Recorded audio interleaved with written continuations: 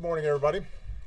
A couple of days ago, I said that we are in a make or break moment when it comes to America's middle class.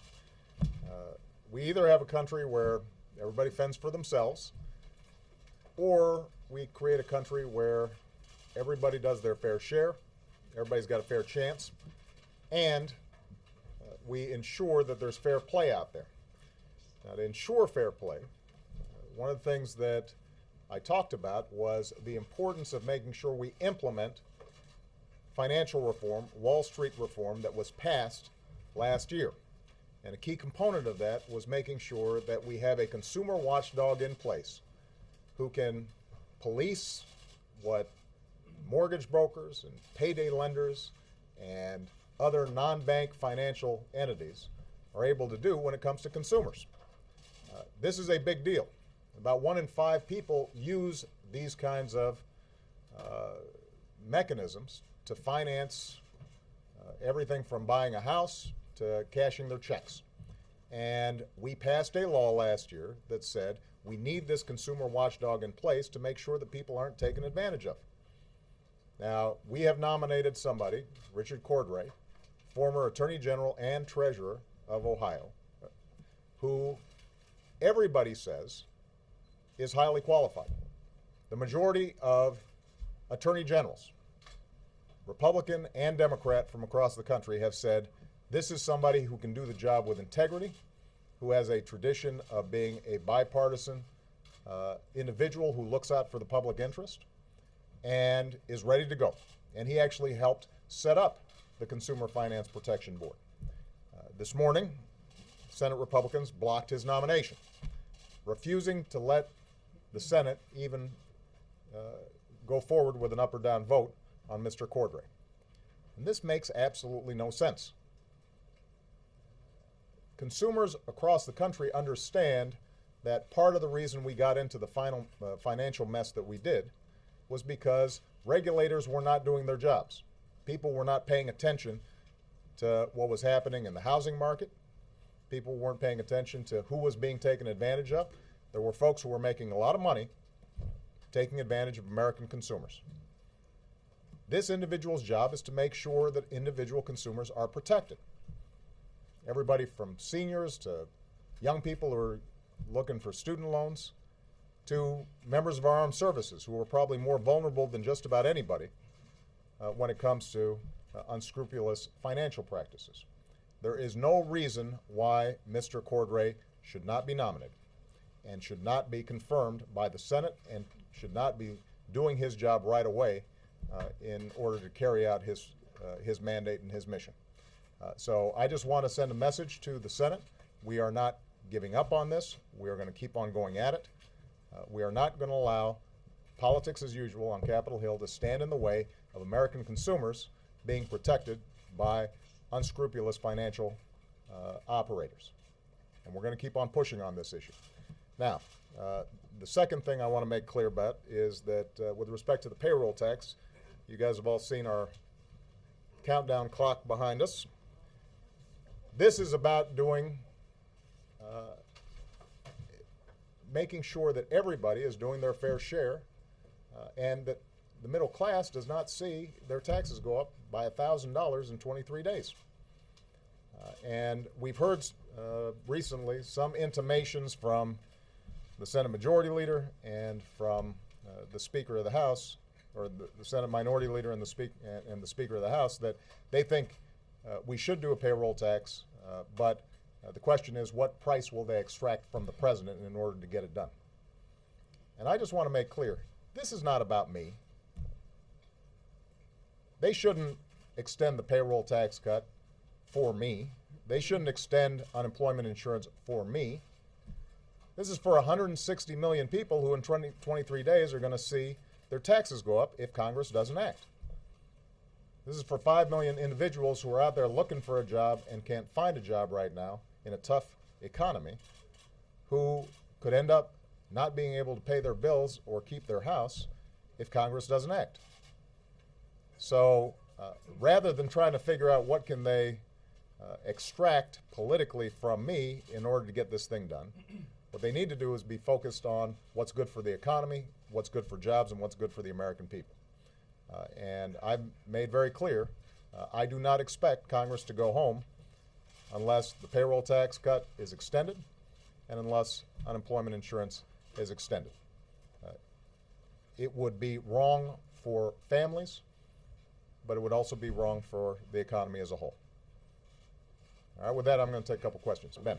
Thank you, Mr. President. It's a very busy time. If I may, I'd like to ask you about two other important issues in the news. Republican candidates have taken aim at your approach to foreign policy, particularly the Middle East and Israel, and accused you of appeasement. I wanted to get your reaction to that. And also, I'm wondering if you personally intervened in any way in halting the sale of the morning after pill to those under 17, and whether you think politics trumps science in this case. Ask Osama bin Laden and the 22 out of 30 top al-Qaeda leaders who've been taken off the field whether I engage in appeasement. Or whoever's left out there. Ask them about that. With respect to the Plan B, I did not get involved in the process. This was a decision that was made by Kathleen Sebelius, the Secretary of HHS. I will say this, as the father of two daughters, I think it is important for us to make sure that we apply some common sense to various rules when it comes to over-the-counter medicine. And as I understand it, the reason Kathleen made this decision was she could not be confident that a 10-year-old or an 11-year-old going to a drugstore should be able, alongside bubble gum or batteries, be able to buy a medication that potentially, if not used properly, could end up having an adverse effect. And I think most parents would probably feel the same way.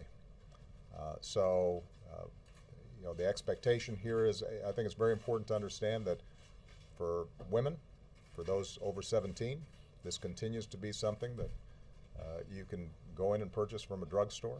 It has been deemed safe by the FDA. Nobody's challenging that. When it comes to 12-year-olds or 13-year-olds, the question is, can we have confidence that they would potentially use Plan B properly? And her judgment was that there was not enough evidence that this potentially could be used improperly in a way that had adverse health effects on those young people. You fully support the decision? I do. Mr. President, is a recess appointment for Richard Cordray on the table, number one? And number two, the Italian Prime Minister, the new Prime Minister, indicated today he may be coming to the White House next month. Do you think he and other European leaders are stepping up in the way you've urged them to sort of clear up the debt crisis? I will not take any options off the table when it comes to getting Richard Cordray in as director of the Consumer Finance Protection Board. And I want to repeat what I said earlier.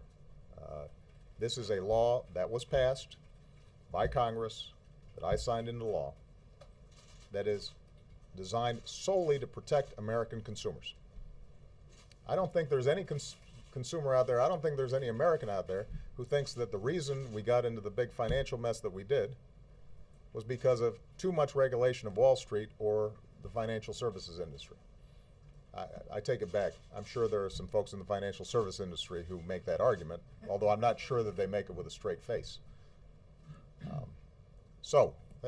Let's just take a very specific example. All the families out there who have now lost their home after having paid their mortgage over and over again because they were told that they could afford this home. They didn't understand all the documentation that was involved. This was peddled deliberately to them, even though a mortgage broker might have known that there was no way that they could keep up with these payments.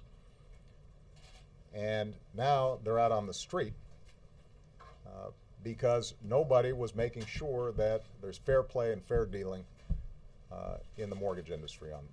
Now, why wouldn't we want to have somebody just to make sure that people are being treated fairly. You know, especially when not only is that family affected, but our whole economy is affected. This is part of what I was talking about a couple of days ago. You know, we have a Congress right now, Republicans in Congress right now, who seem to have entirely forgotten how we got into this mess. And part of the reason was because we did not empower our regulators to make sure that they were ensuring fair play. That's what the Consumer Finance Protection Board is designed to do.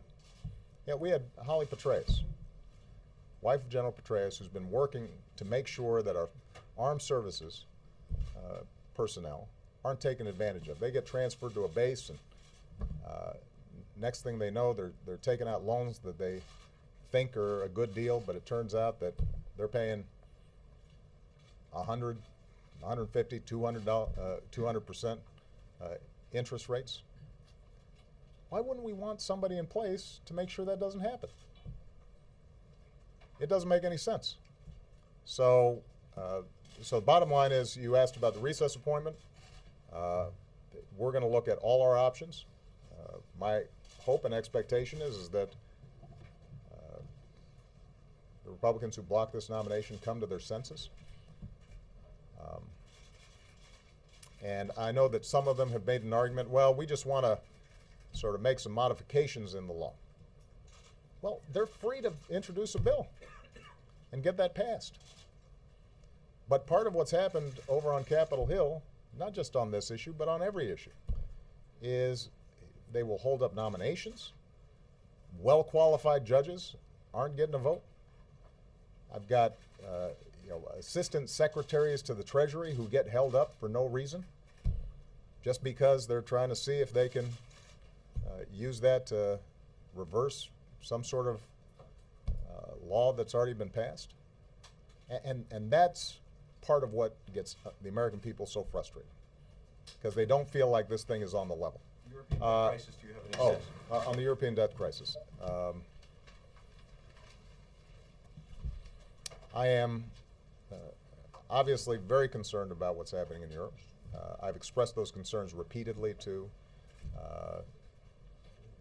President Sarkozy, Chancellor Merkel, all the key leaders involved. I think they now recognize the urgency of doing something serious and bold. The question is whether they can muster the political will to get it done.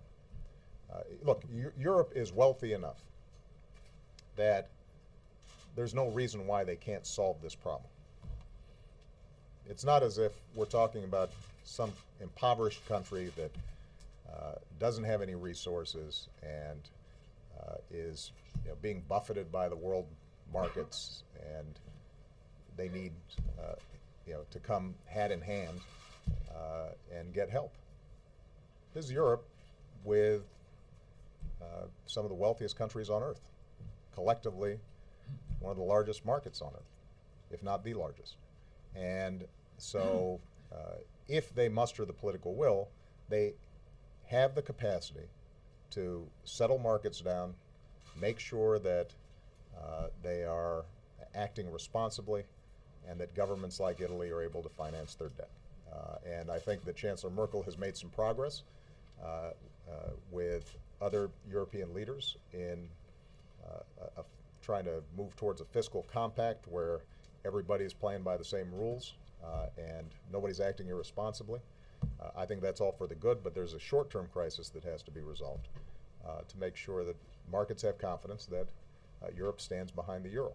And we're going to do everything we can to push them in a good direction on this, because it has a huge impact on what happens here in the United States. They are our largest trading partner, and we're seeing some positive signs in our economy. But if we see Europe tank, that obviously could have a big impact on our ability to generate the jobs that we need here in the United States. I'm going to answer one last question. Kristen. Kristen, welcome. President, thank you. You've just called on Congress not to leave until they resolve this issue over the payroll tax cuts and unemployment insurance benefits. Can you say definitively that you will postpone your own vacation until these two matters are resolved? And also, on Iran, we've heard some sharper language from members of your administration about Iran recently. Are you intentionally trying to ramp up the pressure on Iran? And given that you've stated that no options are off the table, should we take that to mean that you are considering some other options? No options off the table means I'm considering all options. Can you tell us specifically what those options might be? No. But what I can say with respect to Iran, I think it's very important to remember, particularly given some of the political noise out there, that this administration has systematically imposed the toughest sanctions on Iran ever. When we came into office, the world was divided. Iran was unified and moving aggressively on its own agenda. Today, Iran is isolated, and the world is unified and applying the toughest sanctions that Iran's ever experienced, and it's having an impact inside of Iran. And that's as a consequence of the extraordinary work that's been done by our national security team. Now, Iran understands that they have a choice. They can break that isolation by acting responsibly and forswearing the development of nuclear weapons, which would still allow them to pursue peaceful nuclear power, like every other country that's a member of the Non-Proliferation Treaty, or they can continue to operate in a fashion that isolates them from the entire world. And if they are pursuing nuclear weapons, then I have said very clearly that is contrary to the national security interests of the United States. It's contrary to the national security interests of our allies, including Israel. And we are going to work with the world community to prevent that. With respect to my vacation, I would not ask anybody to do something I'm not willing to do myself. So I know some of you might have been looking forward to a little sun and sand, but the bottom line is that we are going to stay here as long as it takes to make sure that the American people's taxes don't go up on January 1st, and to make sure that folks who desperately need unemployment insurance get that help. And there's absolutely no excuse for us not getting it done. Keep in mind on the payroll tax cut, this is something that Democrats and Republicans agreed to last year with little fanfare. And it was good for the economy. And independent economists estimate that for us to not extend it right now, to not extend payroll tax cut, not extend unemployment insurance, would have a significant adverse impact on our economy, right at the time when we're supposed to be growing the economy. So, when I hear the Speaker or the Senate Republican leader, wanting to dicker, wanting to see, what can they extract from us in order to get this done, my response to them is, just do the right thing. Focus on the American people. Focus on the economy right now. I know the suggestion right now is that somehow, this Keystone issue will create jobs. That's being determined by the State Department right now, and there is a process. But here's what I know. However many jobs might be generated by a Keystone pipeline, they're going to be a lot fewer than the jobs that are created by extending the payroll tax cut and extending unemployment insurance. Get it done. And if not, maybe we'll have a white Christmas here in Washington. And I look forward to spending a lot of time with you guys between now and the new year. All right? Thank you, guys. Okay.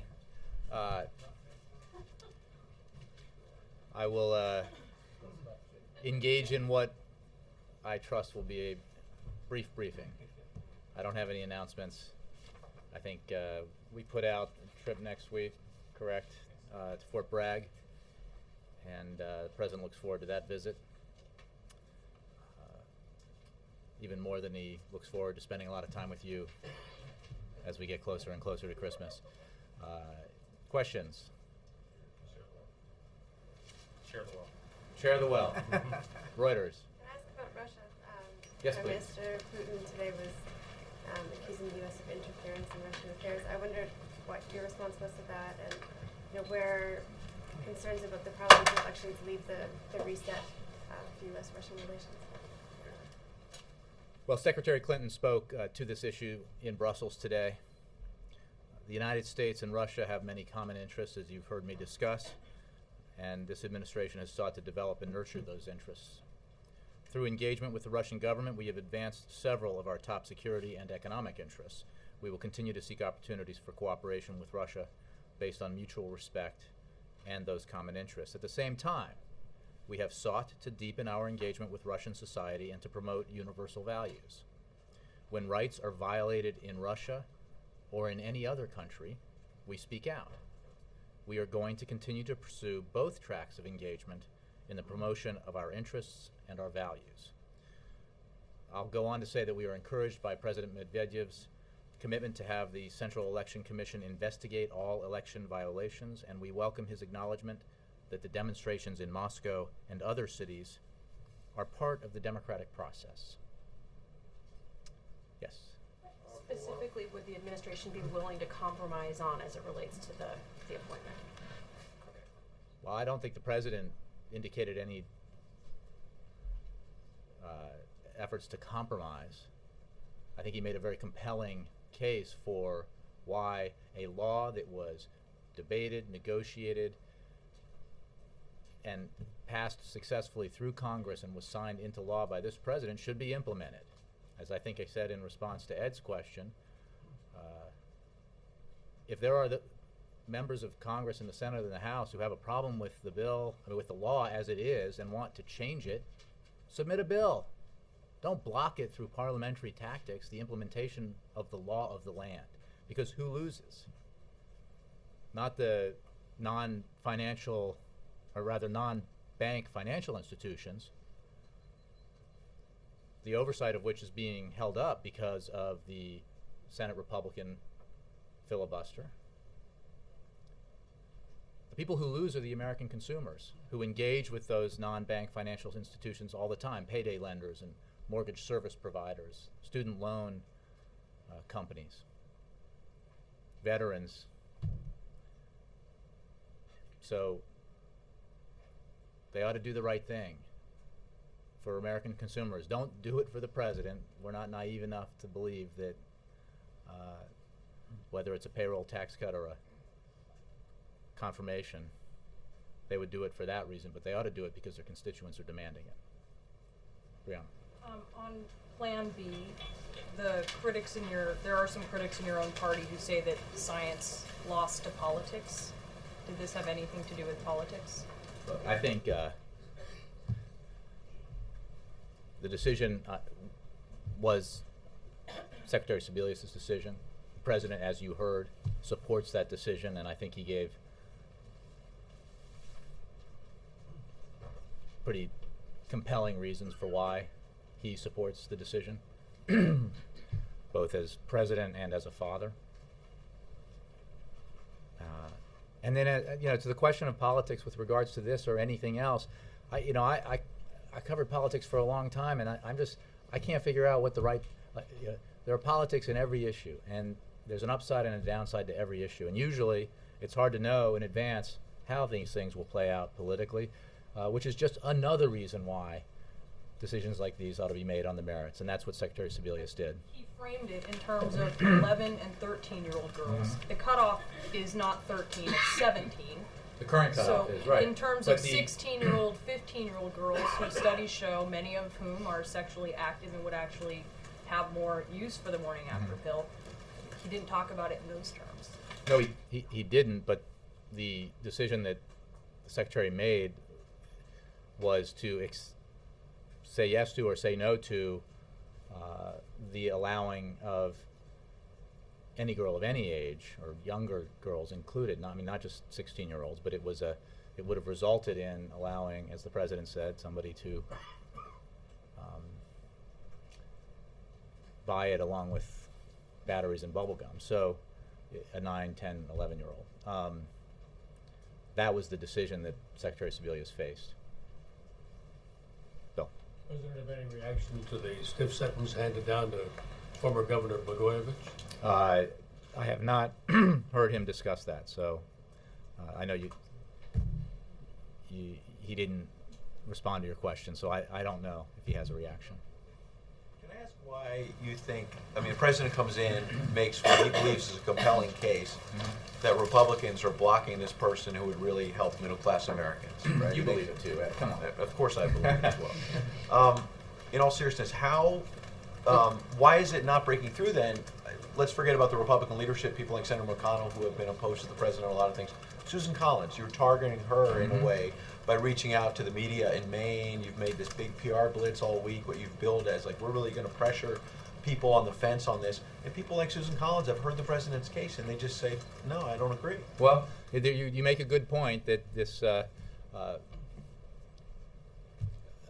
club of Republicans in the Congress are sometimes at odds, not just with the president, but with overwhelming majority public opinion for things that this president also happens to support.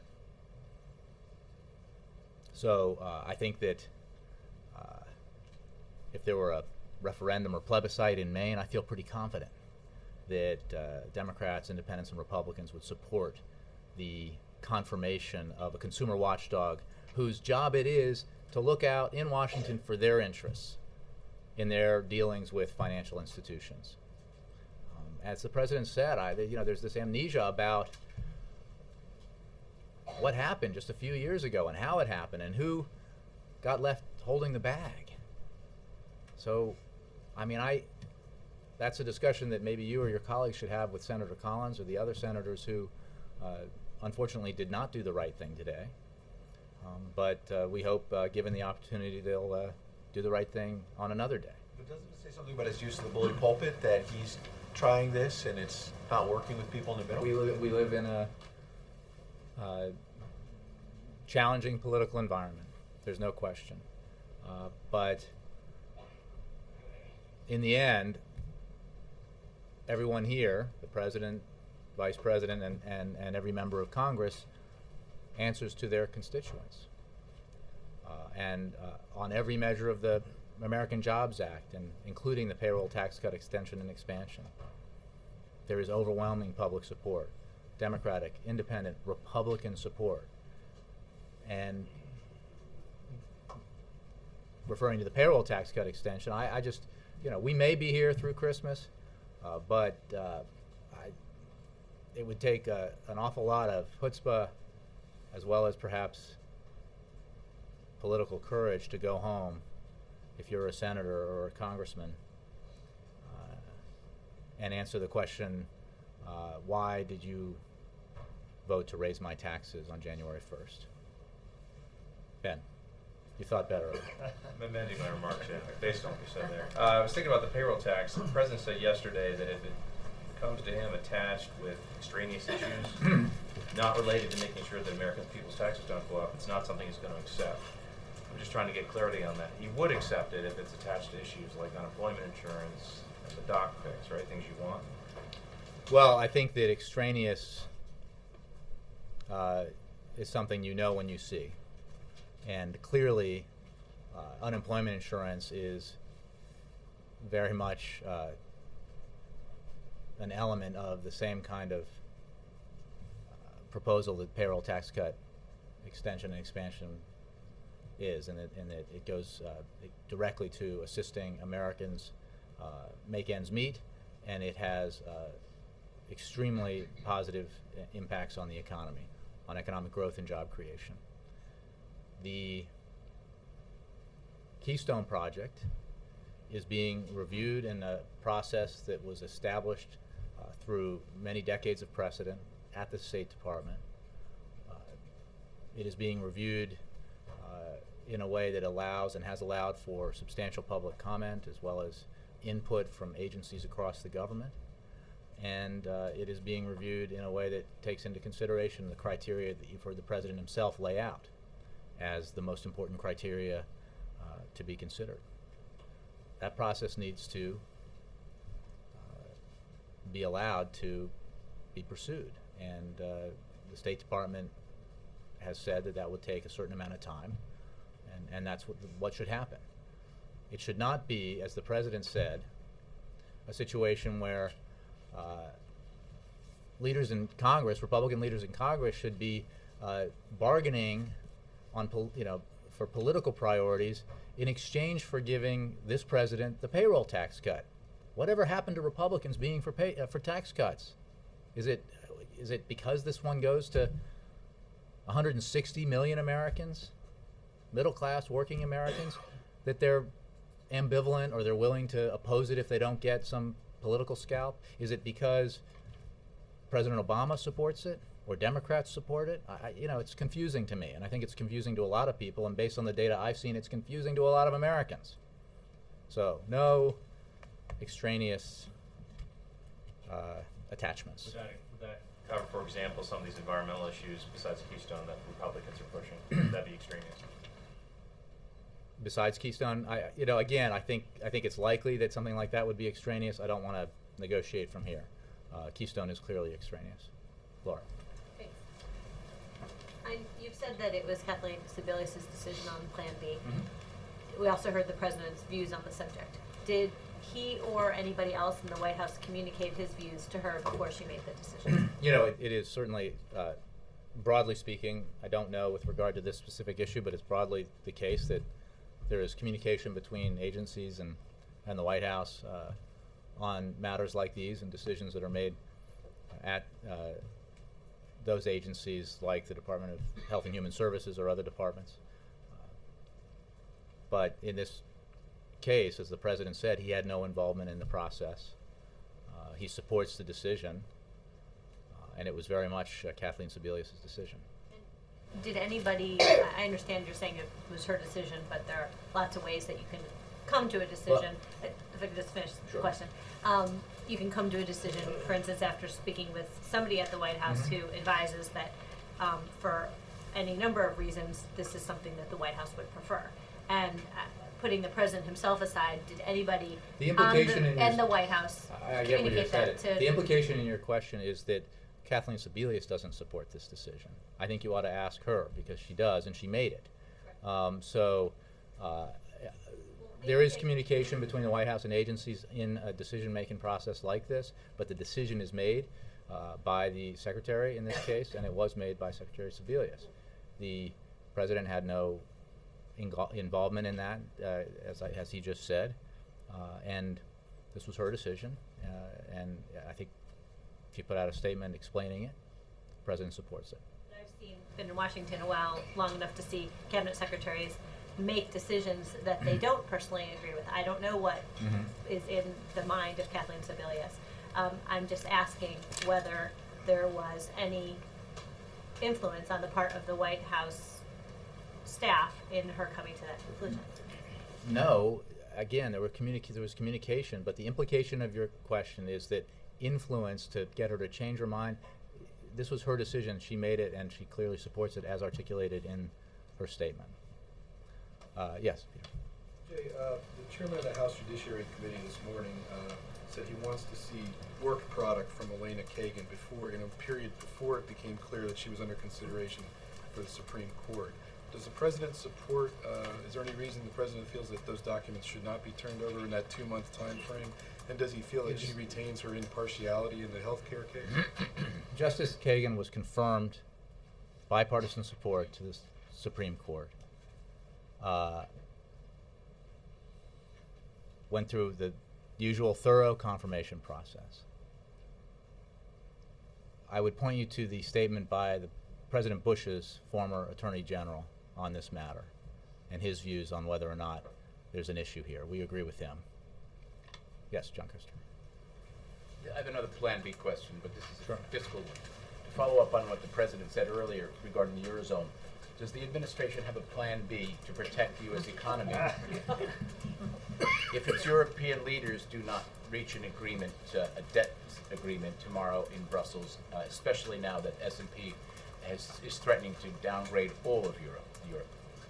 He's focused on his plan A, which is passage of payroll tax cut extension and expansion, passage of extension of unemployment insurance, passage, if members of Congress come to their senses, of the other elements of the American Jobs Act. He will not relent just because there is political opposition. And as he made clear here, he will stay as long as it takes in Washington to make sure that Congress doesn't allow 160 million Americans to experience a tax cut next year. And that will have a positive effect on what's going on in Europe tomorrow during this Well, debate. you asked what his plan B was for the American economy, and as I've said, and he has said in the past, and Secretary Geithner, is you focus on the things you can control. You obviously engage on the issues that are not entirely in our control, like Europe. That's why Secretary Geithner is in Europe this week, why President Obama is in frequent communication with his counterparts in Europe, especially Chancellor Merkel and President Sarkozy, as he mentioned today. But you need to buy that insurance, if you will, for your own economy, for the American economy, by taking the decisive action that you can take through Congress and outside of Congress that can help buffer the American economy and protect it from the kinds of shocks that happen inevitably in the global economy, whether it's the situation in Europe or earthquake and tsunami in Japan or unrest in the Middle East that affects oil prices. Those are the kinds of things that are not entirely in our control and that we need to insure against. That's why it is so essential that we take the measures we can take to ensure that we continue to recover from the worst recession since the Great Depression.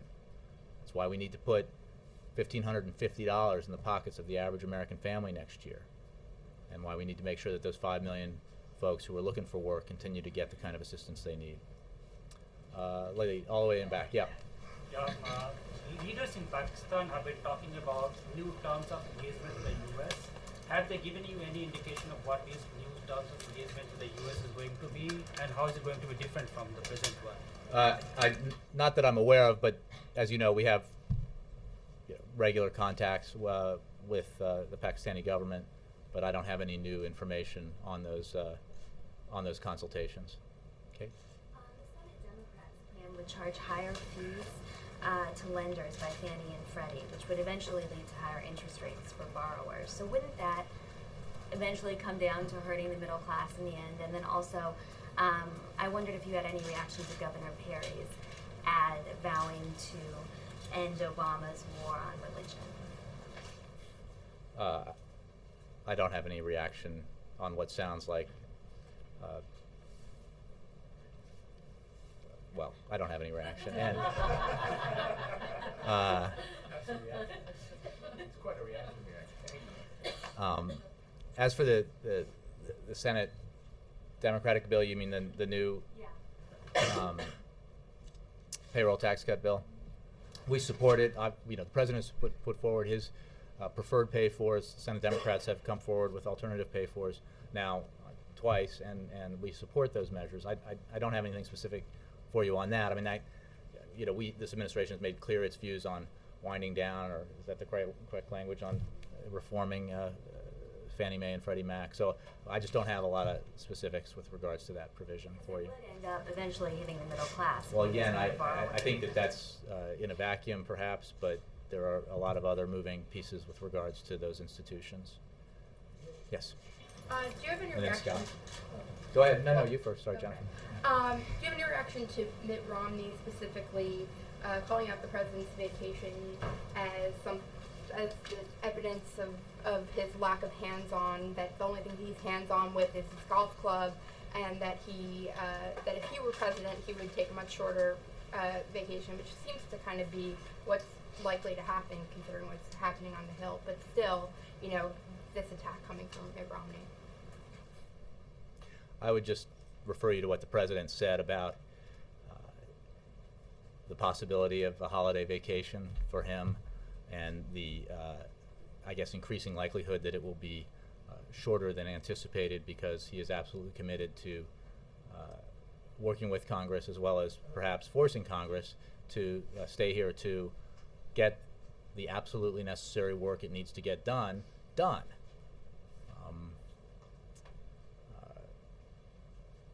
I have to say, because this is obviously criticism of the president for whom I work, that I don't remember Governor Romney having a hard time or complaining about this president's predecessor taking his family on vacation, spending, I believe, far more time on vacation than this president. So, but you never know what he might have said, so you might want to go check it. Andrei Sitov. Thank you, Jerry, and thank you for your comment on this Russian situation. I must say that the actual comments from my country's leaders are also much more balanced than they are depicted in the U.S. I think we just we just commended President Medvedev for the statements he made. When you actually read what they said, other than what's reported. But he did make an interesting observation, I mean Putin in this case, when he was talking to his supporters.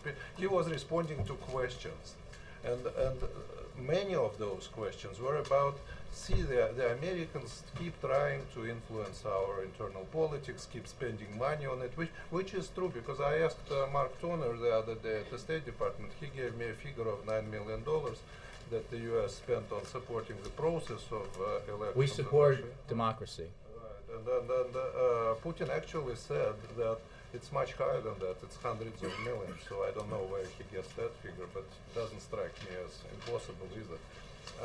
Is there a question? Yeah. The question is is it sort of is it worth it? Why do we want to do this if this provokes this sort of reaction throughout the world? I mean, you are speaking out, that's understandable. But actually spending money on this, like I asked you yesterday about this. Again, I'm going to find a question in there and respond to it. The State Department has, long history of engagement with countries around the world in the democratic process. It should not come as a surprise to anyone that we, the United States of America, support democracy for everyone around the world, and that we have made clear in our improved relationship with Russia the importance of our common interests, the successes that I know you've reported on and everyone here has reported on that we have had working with Russia on a number of important issues, but we also have sought to deepen our engagement with Russian society and promote universal values, and we will continue to do that. I think that is that both of those pursuits can proceed and be complementary. What's closer to the truth, the 9 million or the 100? Again, I would take the State Department's word for it. Thank you, Yes. Oh, and then I said Scott, but yes, go ahead. No, you're next, and Scott. Take a shot at the Middle East again, because the president was asked about easement, which is sure to make headlines in terms of his response, and he had took some heat from Republicans yesterday on Israel. Secretary Panetta's remark last week about Israel just needing to get to the damn table. Does that pretty much sum up? I mean, Well, again, first of all, I will say that was a reported remark from a private meeting, as I understand it. And if you're asking me in general, is our view that both sides need to get to the table? The answer is yes. We support direct negotiations between the Palestinians and the Israelis. We've made that abundantly clear. We support steps taken by both sides that make that more likely, and we oppose steps taken by either side that make it less likely, that make it harder to accomplish. Is that remark kind of over the... Again, I'm not going to comment on a remark. I wasn't there. I'm not sure it's true as reported. So, but broadly speaking, do we want Palestinians and Israelis to engage in negotiations and to reach a lasting peace deal that ensures Palestinian sovereignty and Israeli security? We do. Thanks very much. Oh, Scott, sorry. I have short-term You and memory the loss. president talked about how the FDA recommendation would have put Plan B on the, made it as accessible as bubble gum. So Tylenol and cold medicine are also sold alongside bubble gum. Does the administration believe that emergency contraceptive, because of its function, is in a different category than those other OTC medicines? Well, I think I'm not going to elaborate on what the president said. I think he was fairly clear, and on the more specific evaluations of this, I would point you to Secretary Sebelius' letter. So I don't have any more guidance for you than that. Thanks.